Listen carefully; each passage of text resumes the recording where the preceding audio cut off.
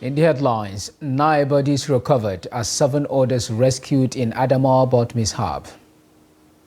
Rivers State Governor Fubara suspends monarch, places 100 million naira bounty on suspected killers of Rivers Divisional Police Officer.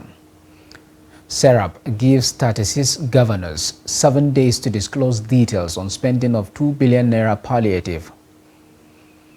And away from Nigeria, Morocco declares 3 days mourning after over 2,000 deaths in quake. Hello and welcome to Trust News Update. I am Abraham Omar. Thanks for joining.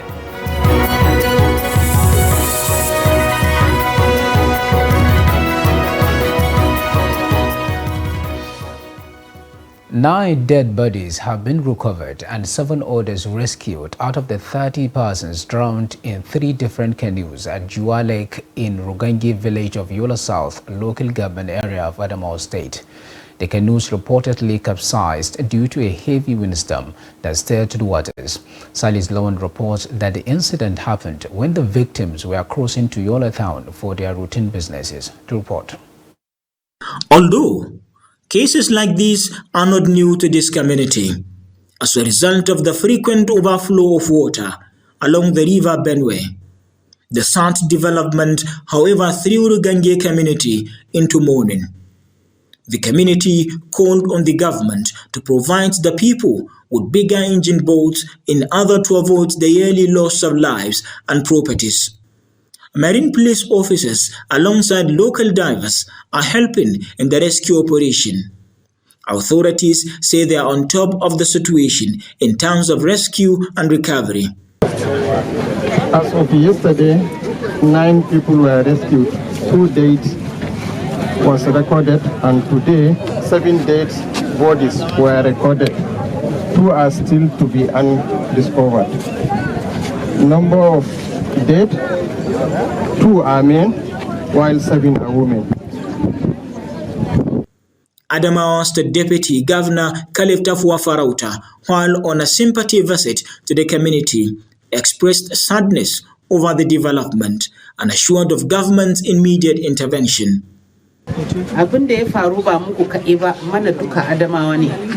This is not a mere loss, but a great one, not only to you, the state in general. Please, in order to avoid future occurrence, be careful whenever you are embarking on such journey. Government will provide an alternative to you. Indeed, this is a great loss to all of us. Monica Rugangi is one of the survivors. While narrating her ordeal, she described the incident as the will of God.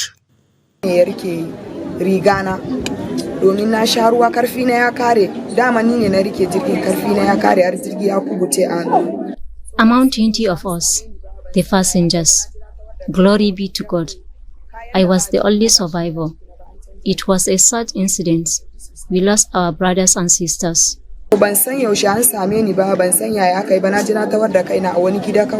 Recall that sometimes this year, 3 children from Wuro Dole community near Wuro Chakke in Yola South local government area of Adamawa State drowned in the same lake, while their corpses were later recovered the following day.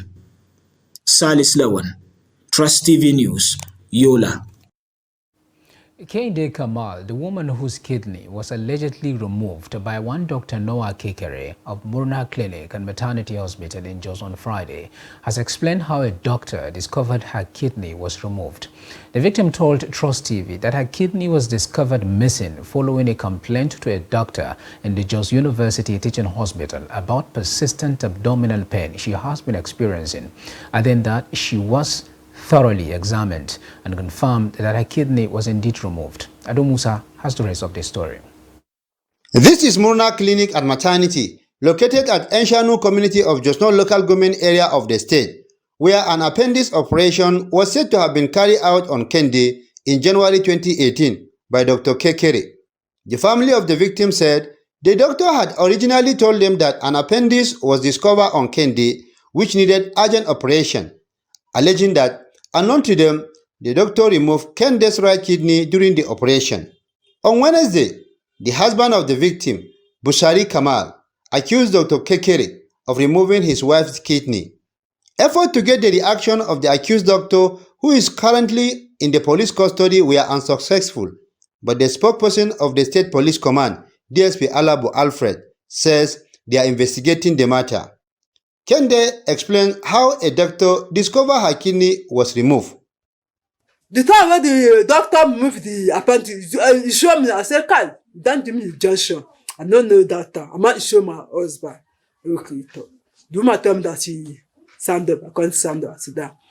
You can ask me, say, you can tell me, say, Madam, don't move your one kidney. Man, kidney? I don't know, let me go and ask my husband. I come out for that hospital, I just to come. I can't call my husband for phone, shut up. I don't come out for hospital. I mean, the time he say, my husband said, the time when doctor come out the appendix, you say, I'm told.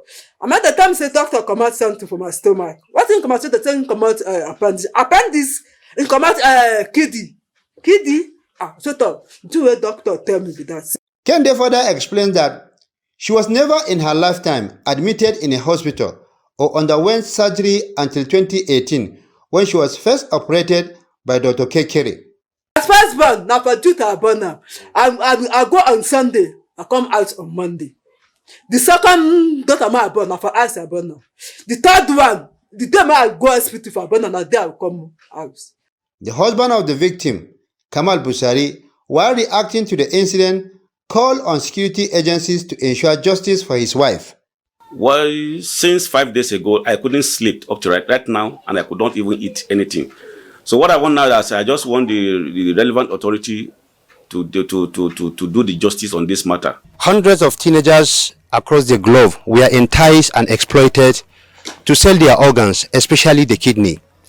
But the case of Kende is quite different in the sense that neither she nor the husband was informed that her kidney would be removed. And that is why the husband is appealing to relevant authority to come to their aid and ensure that justice is done for his wife. From Jos, Ado Musa reporting for Trust TV. Meanwhile, the Nigerian Medical Association NMA on Sunday have said Dr. Noah Kekere, alleged to have removed a woman's kidney in Jos, is not a member of the association. A spokesperson of the State Police Command had also earlier confirmed the arrest of the doctor, adding that investigation into the matter was ongoing. The state chairman of the group, Dr. Bapigan William Audu, in a telephone interview with Daily Trust, disclosed that records at their secretariat showed that the accused is neither medical nor a member of NMA. The chairman, however, explained that they could not say the allegation was true because the police are doing their investigation.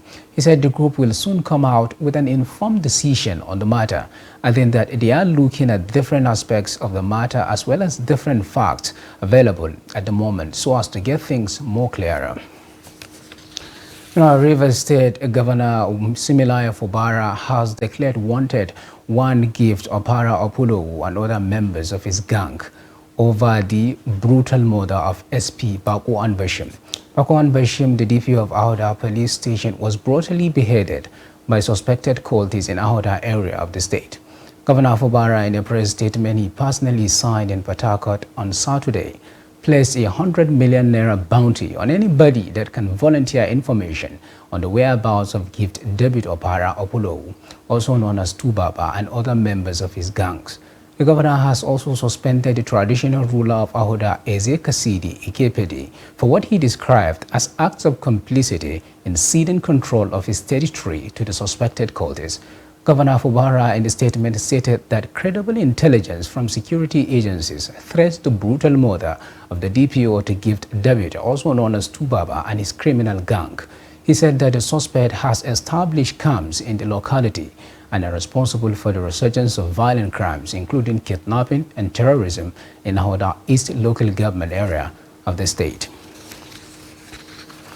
In the meantime, the Rivers State Police Command says a manhunt has been launched to fish out the killers of the divisional police officer of Ahoda in Ahoda East local government area of Rivers State, SP Bakuan Bashim. The officer was ambushed, killed, and his body decapitated by cultists suspected to be members of the deadly Icelanders cult group in Ahoda axis of Rivers State on Friday night. when the deceased led his team to the hideout of some criminal gangs operating at Odumode. A statement issued in Port Harcourt on Saturday by the command's public relations officer, SP Grace Irene Jikogo, said the Commissioner of Police, Polycarp Wonyi, has ordered an investigation into the circumstances surrounding the death of the police officer.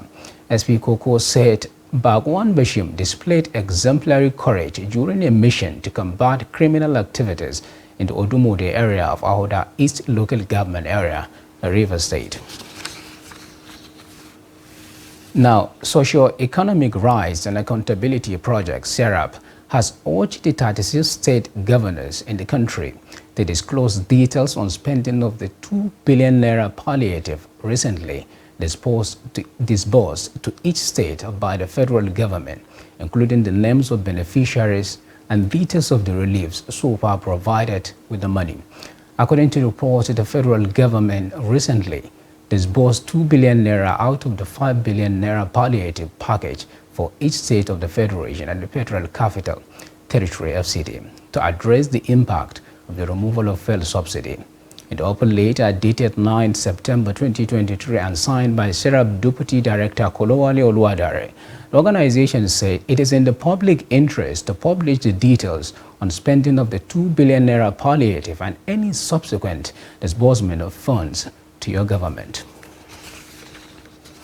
Following the removal of subsidy, there has been a rapid hike in the price of food, especially rice, other grains and services, making Nigerians to ground in hardship. Due to this, the federal government made provisions for the distribution of food items and cash as palliatives across the 36 states. However, is this really enough? Emmanuela Adeyi sent in this report as presented from our studio. The federal government had approved 5 billion naira for each state to enable them purchase food items, as well as 5 trucks of rice per state. However, the palliative distribution has triggered mixed reactions among Nigerians. The federal government have done its own part, and which we Nigerians, most of the time, we do experience it. This thing have been happening time without numbers.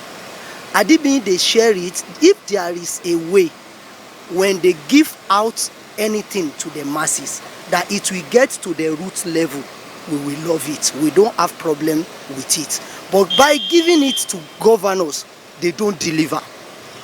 If the palliative are enough, it will be enough if you get to the good hand. The palliative have not got into the good hand. That is why it's not enough. There is no way you will release 100% to the people and then they give out 1% and hiding the 99 to themselves. And you expect it to be enough. I don't really see if it's a right thing or not right thing. Because to me, because we are seeing the pastor administrator, when they distribute this palliative, you know, it end up with some governors. It will not even get to the people that is supposed to get to. But I think this, instead of sharing money to governor or sharing the money to people, I think they should use it to do something that people can benefit from, not sharing it to individual. It's more than enough. We are faced with a lot of challenges. Many families hardly feed 3 times a day these days. So the level of hardship on Nigerians is tough and is uncalled for. The FCT residents also explained how life has been following the subsidy removal. Government need to show concern in so many ways. Government have to show concern in many ways because they have to create jobs opportunity. If they create jobs opportunity and people are being paid, the suffering will reduce. They should improve in the infrastructure. Like ordinary people now, like if you look around, like all these shops now, if there is a constant light, you know, everybody will not even have time of waiting for palliative. So I want to call on the attention of the federal government to provide buses that could be shuttling within the town, within the city, at least at affordable prices for the ordinary Nigerians like you and me. Nigerians are, however, hopeful that the government will do more to help ease the pressure in the short, medium, and long term. The Taraba State Ministry of Agriculture has officially flagged off the distribution of palliatives with the presentation of bags of fertilizer to farmers in the state. The exercise, which was held at the Taraba State Ministry of Agriculture, is to help improve agriculture in the state. Report. The Commissioner for Agriculture, Nicholas Oliver Mamisan, at the distribution exercise said the bags of fertilizers distributed to the farmers are not the main palliatives, but a precursor to the main exercise.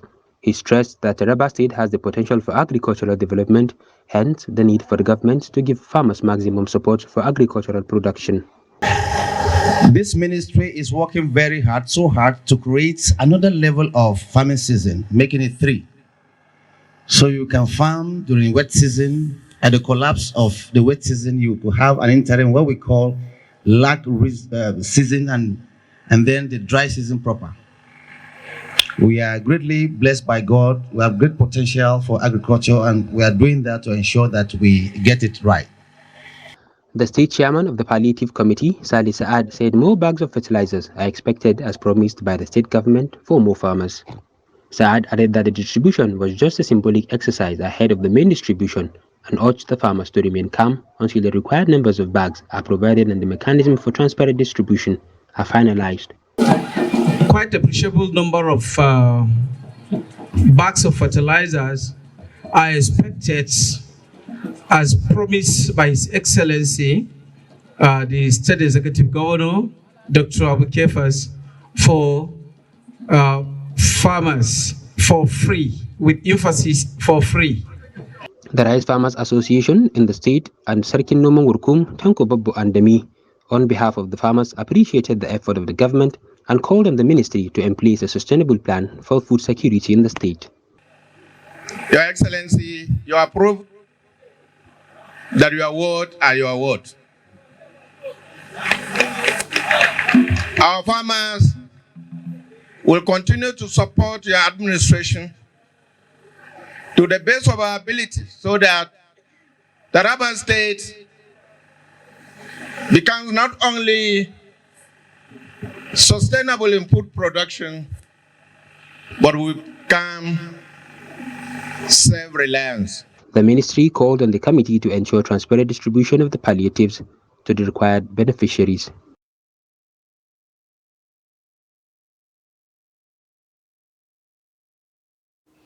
You're watching the news update on Trust TV. Coming off after the break, we take a look at why Kilishi business thrives despite modernity. Details of these and more after the break. Do stay with us.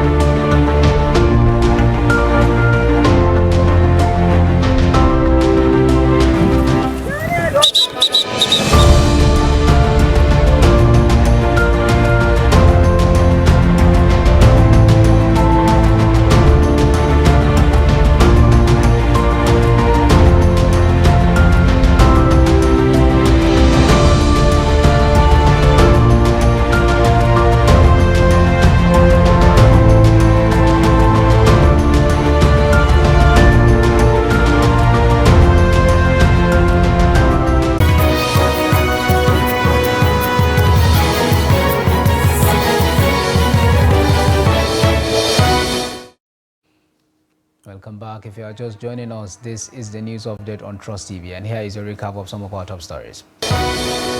9 bodies recovered, 7 others rescued in Adamawa boat mishap. A Rivers State Governor Fubara suspends monarch, places 100 million naira bounty on suspected killers of Rivers Divisional Police Officer. Now to more news.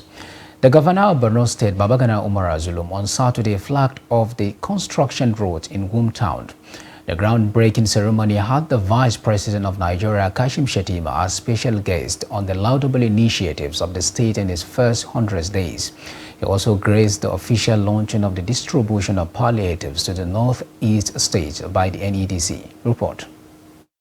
The Vice President Kashim Shettima and the Borno State Governor Babagana Umara Zulum were at Ngwam town for the groundbreaking ceremony of the construction of 22.5-kilometer Jerry-Bual road network. The road will link Ngwam to Koshebe, Zabarmari, Kademari, and Galameri to Dusuman in Jere and Mafa local governments. The roads will also help farmers to access and transport their farm produce. The duo also joined the Northeast Development Commission (NEDC) for the official launching of this distribution of palliatives to the Northeast states. The palliatives, worth 15 billion naira, comprised food and non-food items. The managing director, NEDC, Mohammed Alkali, said the food and non-food items are to reduce hunger and address food shortage in the Northeast states. To key into the President's initiative to improve the food supply, the Commission is now poised to provide assorted food and non-food items to bring some succor to the population of the region.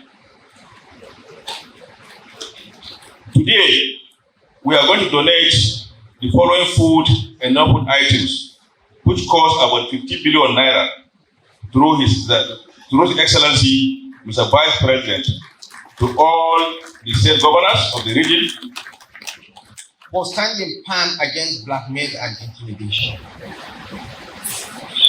When the last management rounded up their duties, they left behind in their kitty 237 billion naira, which is unprecedented in the contemporary history of governance in Nigeria. The Boko Haram inflicted damages in the northeast to the tune of $9 billion. Borno alone had damages worth $6.8 billion.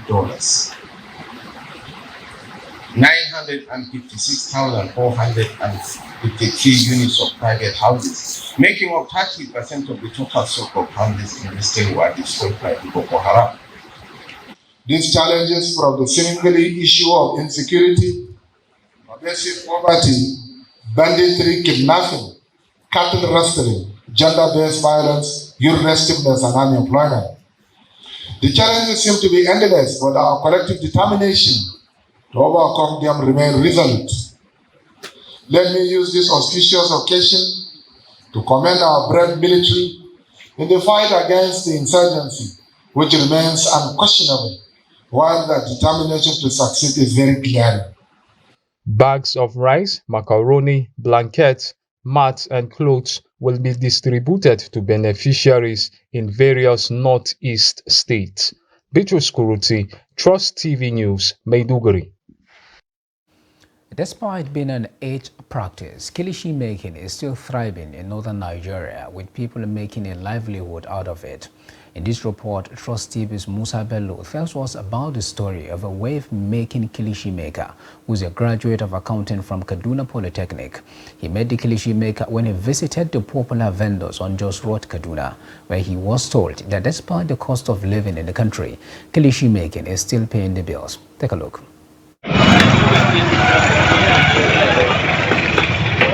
Kilishi originates mainly from the northern part of Nigeria and the northern part of Cameroon. It was born out of the necessity to preserve meat for a longer period. Kilishi supply protein enough for merchants traveling through the Sahara for trade. Since then, kilishi is still a prepared meat in northern Nigeria. It's a generational trait to the 34-year-old kilishi maker Mubarak Muhammad, who learned it from his father, who gave him an initial startup capital of 20,000 naira. Muhammad explains the process of kilishi making. We have a lot of process in the kilishi, but actually I should mention about 2 to 3 process of the kilishi. We used to buy meat in the market. When we bought meat in the market, we come here in our shop, we come out all the parts, bones, and whatever. because we are using only the pure beef of meat. The meat is spread in the sun before roasting for a reason best known to the makers. To spread the kilishi on the sun because of all these flies that touches the kilishi, and also the kilishi from our own fathers that used to do the kilishi. They used to put it on the sun to dry it on the sun. After drying it in the sun, we just come and put on the ingredient and dry it on the sun. We just again and come and roast it on the fire because of all these germs, all these bacteria. For almost 20 years in the business, Muhammad says he has recorded many successes. I am married with 1 kid. I bought a car, and I bought a house where I'm staying with my wife. Actually, I have a lot of success. Also, I go to Hajj with the kilishi business. I sponsor myself to the school. Despite being comfortable preparing the kilishi the old way, these kilishi makers are still citing weather condition as one of their challenges. When it comes to rainy season, I have a lot of challenges. When water touches the kilishi, when there is raining season, when there is anything, if water touches the kilishi has spoiled. Though he makes sales here, he also explores social media platforms to promote his business. He advised the youth to venture into business, no matter how small it is, to better their lives. Bello Musa, Trust TV News, Kaduna. And on the international scene, Morocco have declared 3 days of national mourning after a deadly earthquake overnight. The death toll rose to 212 people early Sunday, a statement from the Interior Ministry said. Friday's 6.8 magnitude quake, Morocco's strongest on record, struck 72 kilometers, about 45 miles southwest of Marrakech, wiping out entire villages in rural areas.